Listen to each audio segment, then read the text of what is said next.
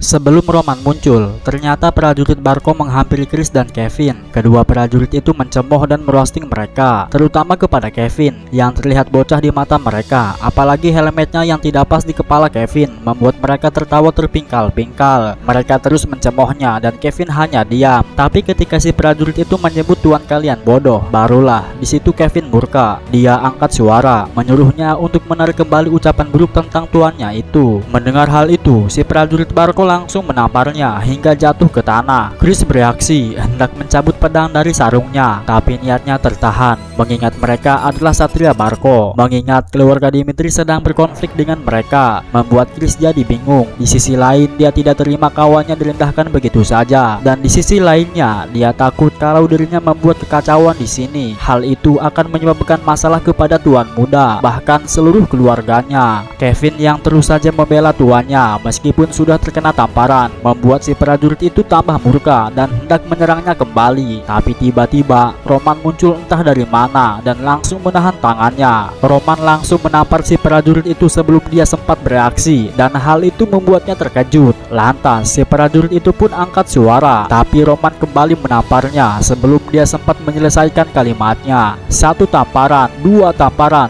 3 tamparan, 4 tamparan. Terhitung sudah 8 kali Roman menamparnya, dan si prajurit itu tetap tidak bisa bereaksi dan tidak sempat menangkisnya. Ketika si prajurit itu tidak mampu berdiri lagi, Roman pun berkata, "Angkat kepalamu bajingan." Di sisi lain, Anthony kelihatannya masih tercengang. Sesaat sebelum Roman keluar ruangan, dia berkata kepadanya bahwa dia harus bertanggung jawab karena sudah meniduri anggota keluarganya, dan cara terbaik untuk menyelesaikan masalah ini adalah dengan menikahinya. Tapi Roman malah terkekeh dan berkata, "Lakukan sesukamu, aku sudah dianggap idiot, tidak ada yang berubah dengan tambahan 1 atau 2 rumor. Malah kau sendiri yang harus memikirkan tindakanmu dengan benar." Anthony nampak bingung. "Aku mengajukan pembatalan karena keinginanku sendiri dan aku melakukannya bukan karena takut dengan ancamanmu. Kurang lebih sekarang posisi Dimitri sudah menjauh dari keluarga Lawrence, dan dengan kata lain, keinginanmu sudah terpenuhi. Tapi sekarang kau malah berani-beraninya mengarahkan taringmu kepadaku, dan itu membuatku jadi berpikir, apakah aku harus membantu keluarga Lawrence untuk melawan keluargamu?"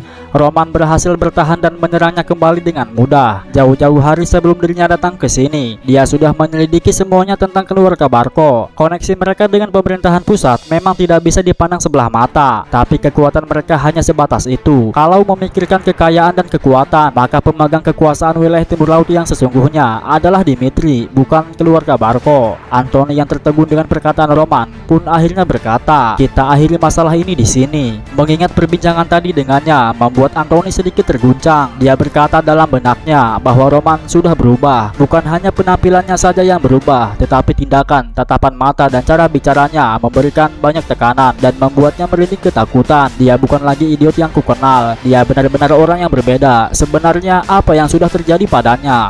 Semua pernyataan dan situasi ini membuatnya frustasi. Dan di saat-saat seperti itu, tiba-tiba seorang penjaga memanggilnya dan berkata bahwa Tuan Roman sedang bertengkar dengan para satria. Di luar halaman, ternyata sudah ada banyak orang yang berkumpul. Para bangsawan dan para satria berbaris melingkar menyaksikan kejadian itu, dan di tengah-tengah mereka terlihat seorang prajurit sedang memohon dan meminta ampun kepada Roman. Kevin dan Chris berusaha menghentikan Roman karena si prajurit itu sudah mendapatkan hukuman yang setimpal. Tapi Roman mengelak dan berkata, "Aku yang akan memutuskan kalau dia sudah menerima hukuman setimpalnya atau belum. Walaupun dia mati sekalipun, itu adalah harga yang harus dia bayar atas tindakan dan perkataannya." Tiba-tiba Anthony datang dan berteriak, "Apa yang sebenarnya terjadi?" Roman pun menjelaskan bahwa prajuritmu menghinaku dan menyerang anggota pasukanku. Anthony sempat berdebat dengannya karena tidak terima dengan perlakuan Roman kepada prajuritnya, apalagi dia melakukannya di depan banyak orang dan di depan rumahnya. Meskipun pada akhirnya dia membenarkan tindakan Roman karena takut dengan ancaman yang Roman berikan. Mendengar hal itu, Roman pun tersenyum dan kembali menyerangnya hingga pingsan. Roman yang dulu adalah seseorang yang diremehkan dan direndahkan sebagai idiot, tapi semua orang yang berada di tempat kejadian sekarang tidak punya pilihan lain selain mengakui satu fakta, bahwa idiot yang mereka kenal sudah tidak ada lagi di dunia ini.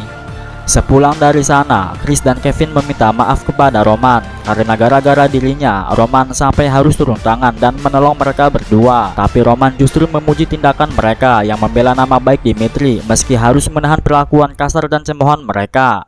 Roman juga berkata bahwa tidak ada seorang pun di wilayah timur laut ini yang boleh menyentuh keluarga Dimitri. Pastikan kalian mengingat muka mereka yang membuat kalian harus menahan penghinaan seperti itu. Kalian harus membalas dan tidak boleh membiarkan dendam kalian terpendam selamanya. Untuk mengikuti orang yang akan berdiri di puncak di atas segalanya, kalian harus beradaptasi dengan caraku dan cara-cara seperti itu. Kereta kuda melaju dengan cepat dan mereka tiba di rumah pada malam hari. Barco merupakan sebuah keluarga yang sudah berdiri hampir seabad di timur laut. Masa-masa mereka mulai memuncak sebagai pemegang kekuasaan di wilayah itu ketika seseorang dari keluarga Barco masuk ke pemerintahan pusat. Meskipun kekuatan militer mereka tidak begitu kuat, tapi mereka mampu bertahan selama itu dan mempunyai status yang tinggi. Itu menandakan bahwa betapa berpengaruhnya pemerintahan pusat. Benua Salamander terdiri dari 2 kekaisaran dan 6 kerajaan. Di antara semua itu, Kairo merupakan sebuah kerajaan kecil dan juga lemah, berbagi perbatasan dengan kerajaan lain yang hanya dibatasi oleh pegunungan, membuat wilayah Kairo menjadi rentan dan banyak mengalami invasi dari kekuatan luar sejak dulu.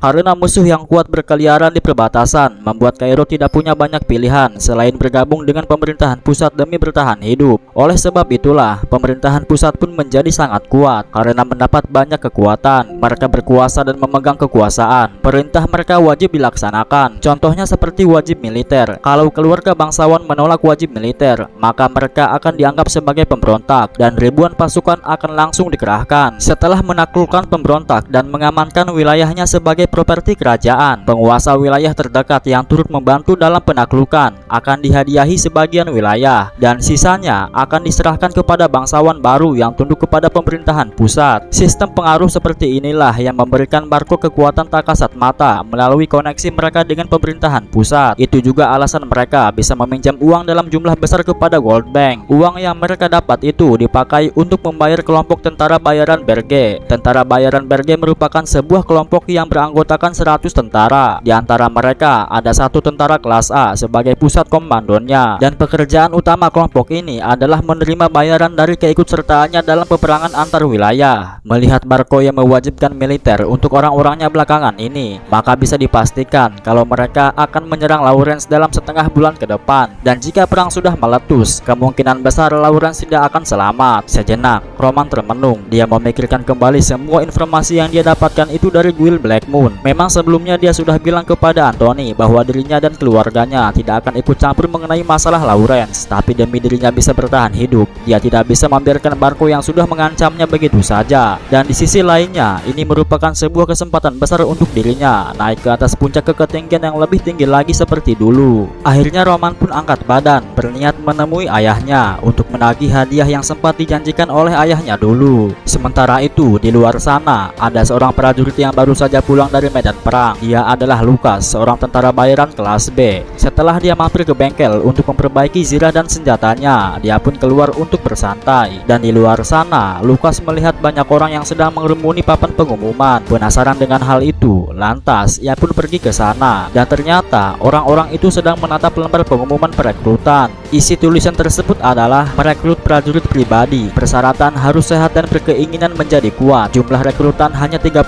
orang dan bayaran 8 perak per bulan. Di bawahnya lagi ada tulisan ketentuan khusus, kalian hanya akan menjadi orang Roman Dimitri, bukan keluarga Dimitri. Camkan ini baik-baik. Mendaftarlah kalau kalian bersedia membuang nyawamu demi Roman Dimitri. Di samping Lucas ada seorang patua yang tiba-tiba berkata, tidak usah mendaftar, pasti sudah ada ratusan yang mendaftar. Mendengar hal itu, Lucas jadi terkejut dan menanyakan ulang pernyataannya itu untuk memastikan bahwa dia tidak salah dengar. Dan si patua pun mengangguk, tidak salah lagi. Lucas kembali berseru, persyaratannya memang bagus, tapi itu Roman Dimitri, si idiot Dimitri. Entah siksaan apa yang akan kalian alami jika menjadi prajuritnya. Mendengar hal itu, si patua jadi mengerti kalau Lucas pasti berasal dari luar, karena semua orang yang ada di wilayah ini sudah mengetahui bahwa Roman sudah tidak idiot lagi. Si patua pun menjelaskan, Roman membantai kelompok Bloodfang dan dia juga memperlakukan orang-orangnya dengan baik. Jujur saja, pada awalnya aku juga tidak percaya, tapi aku berpikir 2 kali setelah mendengar yang dikatakan oleh Clark, yaitu ayahnya Kevin. Setelah putranya menjadi bawahan Roman, kehidupan miskin keluarganya benar-benar berubah drastis. Tapi di atas semua itu, ada satu kejadian yang membuatku tercengang sekaligus terharu, yaitu ketika Roman menyuruh Kevin untuk berlibur selama 3 hari. Kevin yang tidak tahu harus kemanapun akhirnya memilih pulang. Sebelum berangkat, Hanche memberinya pakaian sebagus mungkin dan memberinya gaji sebanyak 30 perak. Selama di perjalanan, orang-orang pun menatapnya iri karena melihat Kevin yang dulunya merupakan orang susah, miskin, keluarganya selalu dihantui oleh rentenir, berjalan dengan gagah, memakai pakaian mewah, apalagi sambil membawa makanan yang sangat mahal. Dan sesampainya di rumah, dia melihat keluarganya tengah bersantai ria di depan halaman rumah barunya dengan senyuman bahagia. Mereka pun langsung memeluk Kevin sesaat setelah mereka menyadari keberadaannya. Ayahnya pun bercerita bahwa Hanche datang menemui keluarganya tanpa sepengetahuan Kevin untuk memberi keluarganya rumah dan sejumlah tanah untuk bercocok tanam. Orang-orang dari kastil juga turut membantu mereka saat pindahan. Semua itu dilakukan atas perintah dari Tuan Muda Roman. Mendengar hal itu, Kevin pun jadi terharu. Sang ayah yang melihat pipi anaknya bengkak pun kemudian bertanya apa yang sebenarnya terjadi. Akhirnya Kevin pun terpaksa menceritakan kejadian yang menimpa dirinya saat di pesta bangsawan. Mendengar hal itu, ayahnya pun menceritakan ulang kejadian itu kepada kawan-kawan dekatnya. Dia bercerita kalau Tuan Muda Roman memberinya sebuah rumah, sepetak tanah, bahkan dia sampai menampari Satria Barco demi melindungi prajuritnya. Bangsawan mana yang akan melakukan tindakan itu demi bawahannya? Dari situlah kemudian gosip mulai menyebar. Dari pedagang kaki lima, ibu-ibu, orang yang tidak sengaja mendengar gosipannya dari ibu-ibu itu disebarkan lagi kepada yang lain, para pemuda, bahkan anak kecil pun sampai membicarakan kedermawanan dan kepedulian Roman terhadap bawahannya. Semua orang jadi ingin mendapat kepercayaan Roman dan ingin memiliki kehidupan mewah seperti Kevin. Karena itulah orang-orang berbondong-bondong mendaftar untuk menjadi prajurit pribadinya. Lucas yang tidak percaya dengan sebagian dari cerita itu, apalagi tentang Roman yang menghancurkan Bloodfang dan kejadian pesta bangsawan, pun akhirnya ikut mendaftar untuk memastikannya sendiri.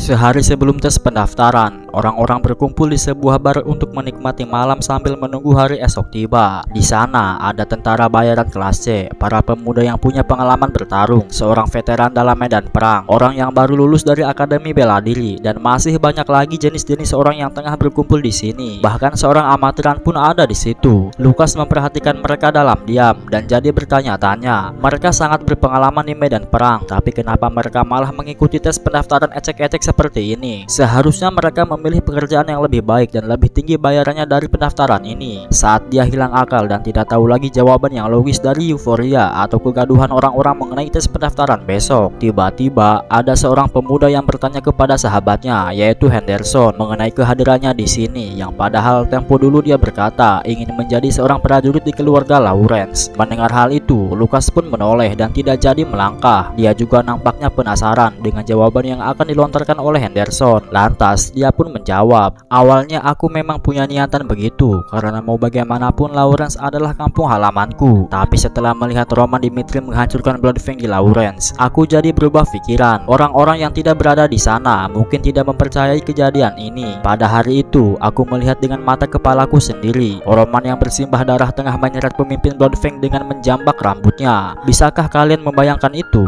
Seorang tuan muda dari keluarga bangsawan ternama sampai jauh-jauh datang ke wilayah lain hanya untuk menghancurkan kepala Bloodfang yang telah menyentuh bawahannya. Saat itu aku merinding melihatnya. Orang-orang yang mendengarkan ceritanya itu tersenyum manis. Banyak orang yang meragukan dan menyangkal kejadian di Lawrence, tapi aku melihat dan merasakannya sendiri kalau Roman bukanlah orang lemah seperti yang dirumorkan. Dia pemimpin sejati yang bisa bertarung demi bawahannya, dan perekrutan prajurit pribadi ini kesempatan seumur hidup untuk menjadi bawahannya. Mendengar hal itu, Lucas jadi berpikir ulang. Kegaduhan besar ini mungkin bukan sekedar kebetulan semata. Keesokan harinya, orang-orang pun sudah berkumpul di halaman sejak tadi pagi. Terhitung ada 500 peserta yang mengikuti tes ini. Di antara mereka, ada yang nampak santai, ada yang kurang yakin, ada yang tegang, dan ada juga yang masih bertanya-tanya. 2 dari 4 reaksi itu hanya bisa terjawab setelah mereka melihat sosok Roman yang sesungguhnya. Tiba-tiba, suara kegaduhan dari orang-orang menghilang. Semuanya jadi mendadak terdiam setelah Roman muncul. Mereka memberi jalan dan menunduk ketika Roman berjalan, padahal tidak ada yang menyuruh mereka, tapi semua orang langsung membungkuk dan memberinya jalan. Bahkan Lucas yang selalu meragukan cerita-cerita hebat tentang Roman pun sampai ikutan menunduk. Disitulah dia baru menyadari bahwa rumor itu ternyata memang benar. Setelah Roman selesai memberi sambutan yang cukup menggelegar, akhirnya tes pertama pun dimulai.